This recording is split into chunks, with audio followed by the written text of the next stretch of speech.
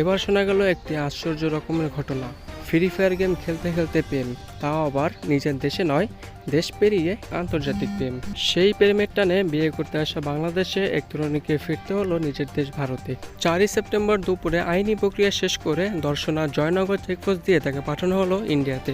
হাতি যে বলল যে বাংলাদেশের কোনো ছেলের সাথে ওর ভালোবাসা হয়, সেই ভালোবাসার টানে বিয়ে করার উদ্দেশ্যে পালিয়ে আসে। শ্রীমতী সাথী সরকার ভারতের নদিয়া জেলার রাধাকান্তপুরের বাসিন্দা পরিত সরকারের মেয়ে। অপরদিকে ওমর আলী কুষ্টিয়া সদর উপজেলার গাড়া এলাকার বাসিন্দা আব্দুল হালিমের ছেলে। জানা যায় যে বছর 2 আগে ফ্রি ফায়ার গেম অনলাইনে খেলতে খেলতে পরিচয় হয় সাথীর সাথে ওমরের। 11 ক্লাসে পড়তো, কম্পিউটার থেকে মেয়ে হারিয়ে গেছে। তারপর খোঁজাখোঁজ করলাম, খুঁজতে খুঁজতে এখন পেলাম। মোবাইলে পরিচিত, এটাও আমরা জানি এটার ক্লাস থেকে।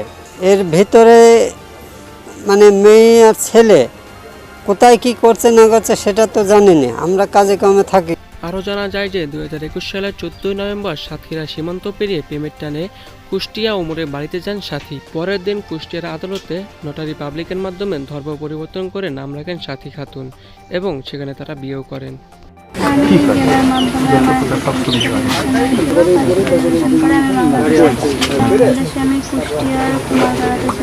ওই ছেলের সাথে তোমার বিয়ে হয়েছিল? এখনো কি সে বিয়ে আছে? এর আগে ভারতের স্থানীয় থানায় মেয়ের নামে নিখোঁজের ডায়েরি খুলেছিলেন তার বাবা। 12 2021 ও মেয়েটা নিখোঁজ হয়ে যায়। তখন ওরা 15 তারিখে তারপুর থানাতে একটা অভিযোগ দায়ের করে। তার 3-4 দিন পরে ওর ভাইয়ের একটা মোবাইলে একটা মেসেজ আছে, ওর বোন পাঠায় সে বাংলাদেশে আছে।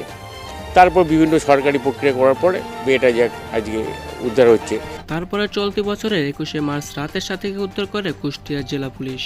পরের দিন সকালে তাকে আদালতে উঠানো হয়। তখন তার বয়স কম হওয়ার কারণে কুষ্টিয়া পুনর্বাসন কেন্দ্রে তাকে রাখার নির্দেশ দেয় আদালত। দীর্ঘ 6 মাস পর আইনি প্রক্রিয়া শেষ করে 2 দেশের প্রতিনিধিদের উপস্থিতিতে ভারতে পাঠানো হয় সাথীকে। দীর্ঘ 6 মাস যাবৎ দীর্ঘদিন দেশের বাইরে থাকা সাথীকে ফিরে পেয়ে তার বাবা মা এতে অনেক খুশি।